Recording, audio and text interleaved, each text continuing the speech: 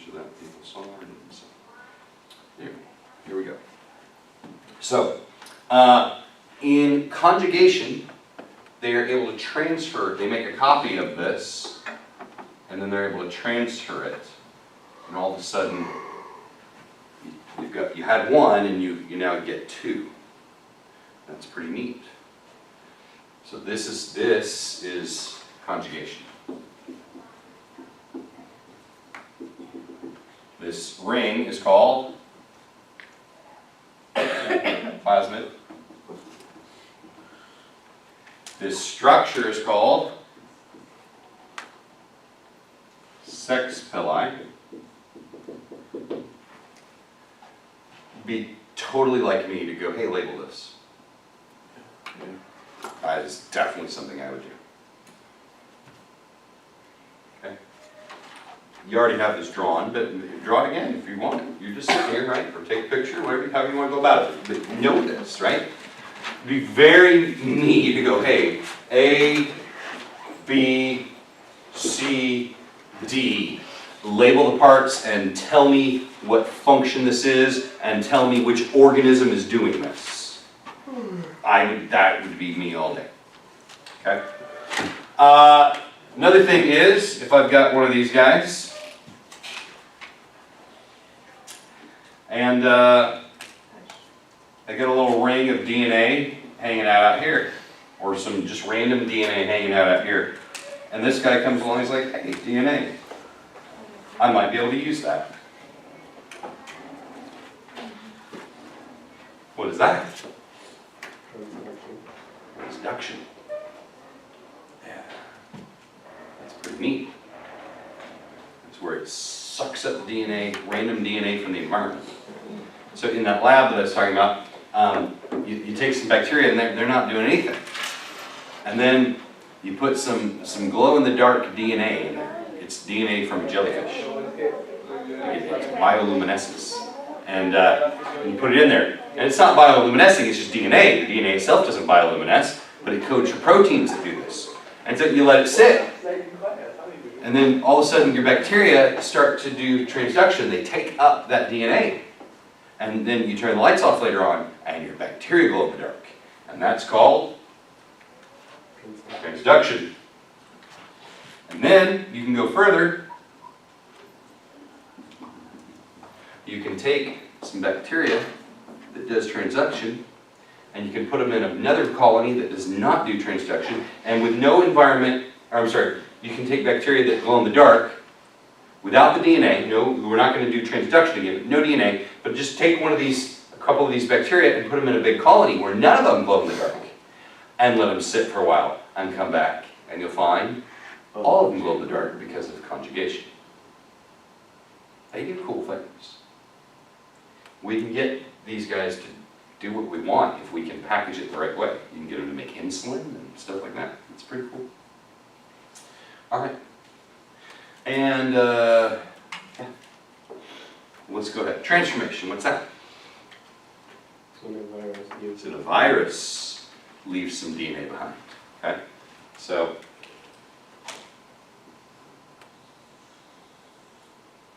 virus comes along.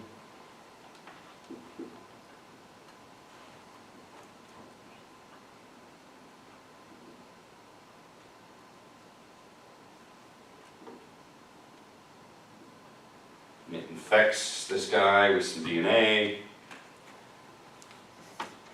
and it's able to defeat the viral DNA, so it doesn't go into virus production mode, but there's a little bit of DNA there that's useful. It's able to incorporate that and use it. Probably because this virus, when it was made, accidentally took some DNA from its previous host. So that's neat stuff. All right, let's go back.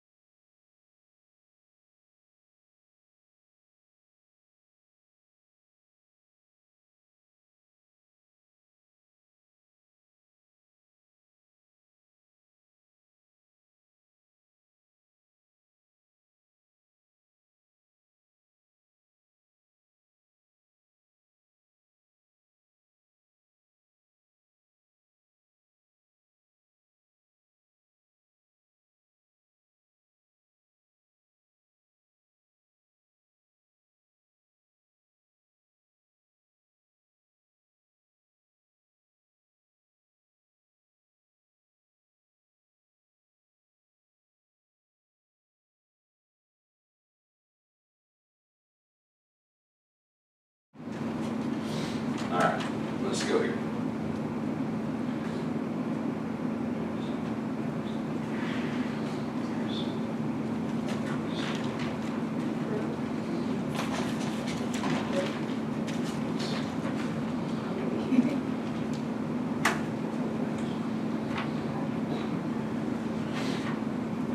I could give you these graphs in any number of fashions, okay? I could tell you what's going on and ask you to graph it. I could give you a graph and ask you to tell me what's going on. I could give you a graph and ask you to label it. I could ask you to analyze the axes, etc. So let's make sure we can do all of it. So the first one we're going to do is immune response. Okay. What's my x-axis? Time. Which way is time going? To the right or the left? To the right. What's on my y-axis? Antibodies. Antibodies. Good. Up or down? Up. In the beginning, do you have antibodies? No. And then you get infected, and what happens? So you go up, and then you start to win the battle, and then they come back down. Pretty low, right? But not to zero. Then you get infected again, right? And now they shoot up rapidly. Okay? And so what is this? First infection. This is the first infection.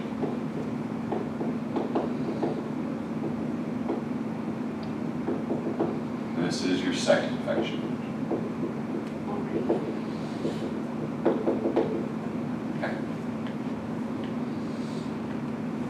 So what's happening? Tell me what's happening in this graph.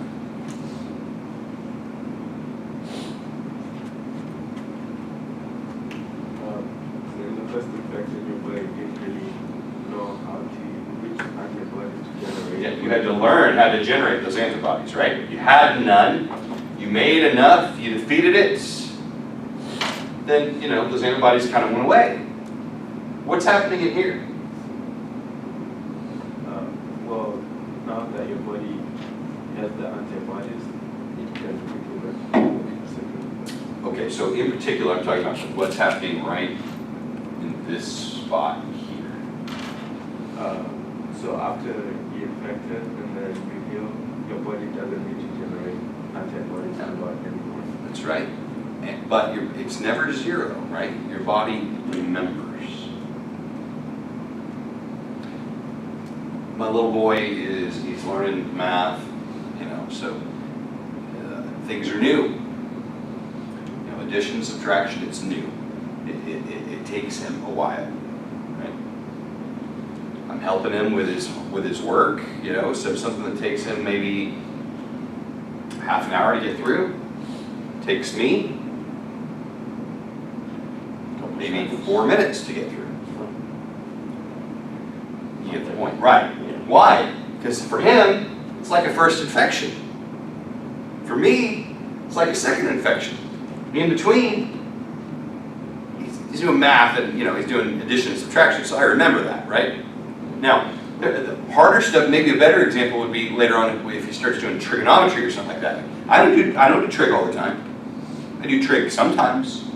I do a lot of woodwork, and I do carpentry and home remodeling. And so, you know, if you're gonna be doing roofs, you're doing angles, and okay, well, I need to know how much material I need, and I need to know how much, you know, how long this board needs to be. So, all right, well, I can sit there on the side and I can put my tape measure. It rises this much, it runs that much. Oh, a squared plus b squared equals c squared. Or I can use sine and cosine and tangent. I don't use that stuff all the time. But you know what? I remember it. Now the first time when I was sitting in math, like that stuff was hard. Right? And I didn't know it real. I know it a lot better like when I have to reuse it again, right? It's practical. It's very much like that.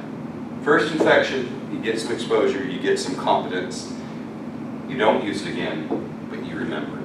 And now the second time, there's not this learning curve, it's just, and and we can reproduce, and we can destroy it, and then again, we come back down. This is why you don't get infected with chickenpox or something the second time, typically.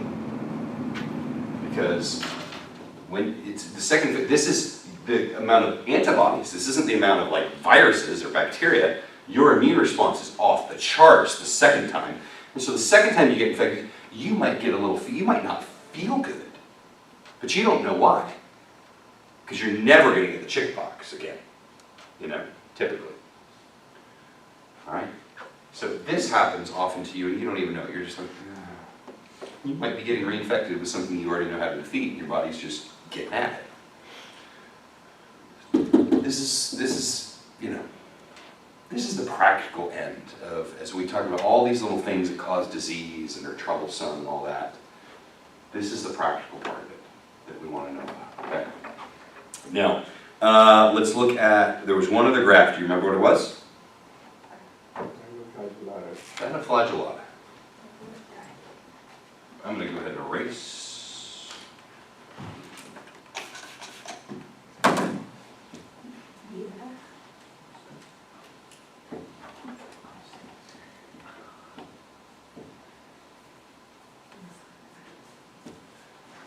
If you were wondering, I will be building your test off of what we're doing today, okay? Sorry.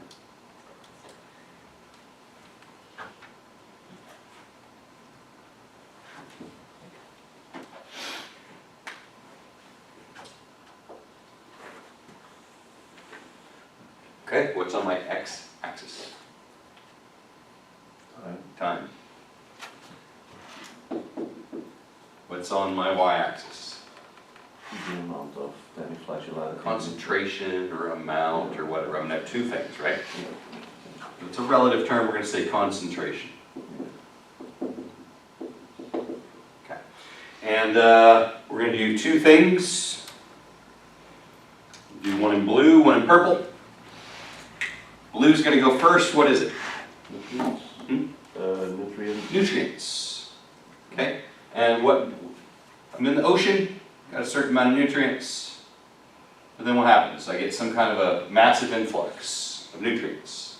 Maybe there's a storm that stirred up the ocean, and or maybe there was some kind of boat out at sea and it had a spill of stuff that is raw building material for Dinoflagellata. There are a number of things that could happen here. But here we go. So my nutrients go up, right? Now I got to have another graph happening. Well, let's do this one. My nutrients go up, and then They are warm. normally, like if there were nothing else around them, they'd just stay up, wouldn't they? Yeah. But they don't. They get used up, and so they're going to crash, right?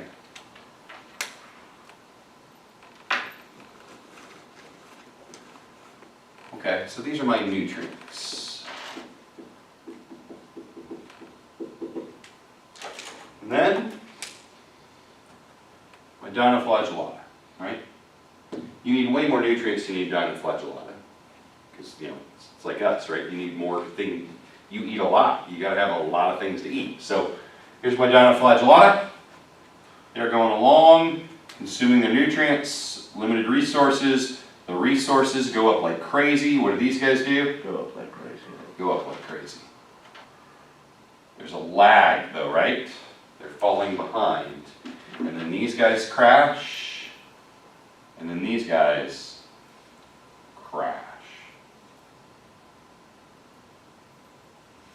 Right? So these are my Dinoflagellata.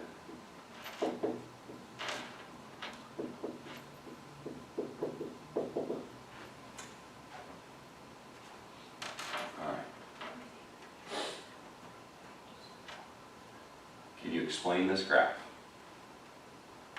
If I gave you a blank graph that looked like this, would you know what you were seeing? Can you look at the relationship? Because it's the relationship that matters. Hey, as this goes up, it has a relationship, and these go up, and then when this crashes, well, then these crash. There's this relationship. A is causing B to happen somehow, right? And also B, climbing, is causing A to happen right here, right? and nutrients and dinoflagellates, and they crash. Okay, this is time, this is concentration. Totally fair game to say, hey, label everything and tell me what it is and explain it. And maybe they go in and go, hey, is this a virus, a viroid, a prion, an archaea, a bacteria, a protist? Like, what is it? Okay. Okay. Well, very good. By the way, this ecologically is a very typical type of thing. Let me give you some, you don't need it for this test, but I just want this idea in your minds, okay? I'm going to erase this.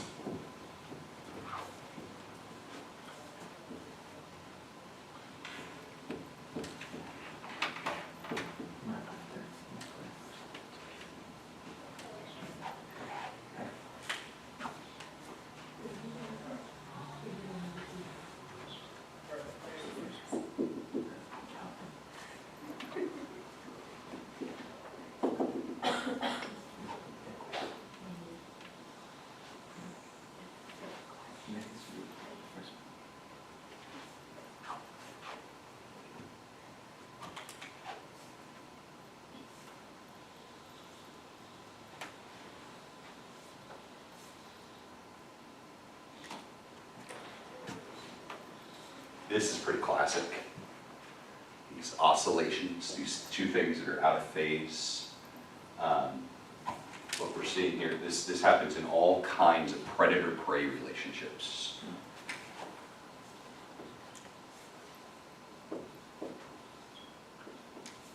Okay, so predators eating, a prey is the thing that's being eaten. So when I have a lot of prey, what's going to happen to my predator population? Rise, because They're going to rise because there's plenty of food, but as the predators rise, what happens to my prey? get it up. They're going to get eaten up. Their population is going to crash. After their population crashes, There's no more food for the there's no more food for my predators. They're going to crash. Now that nobody's eating me, we go through lots of, you heard of mating like mice or reproducing like mice. It's the idea that mice reproduce a lot and fast. Lemmings and foxes, or voles and foxes, or mice and foxes, or mice and other things that eat them. This type of a relationship is very common. So you have the idea of a predator and prey.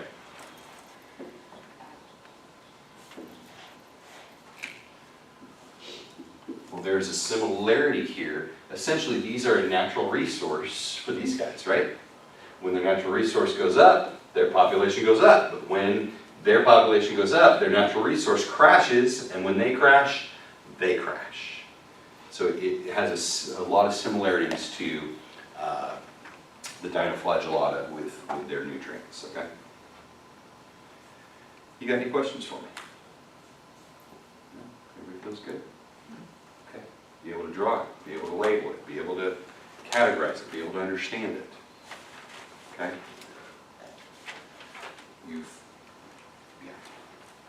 This is how I think. This is how I think about tests. This is how I think about organizing information. This is how I will write tests. They'll come like this. Okay. All right. Y'all have a wonderful day.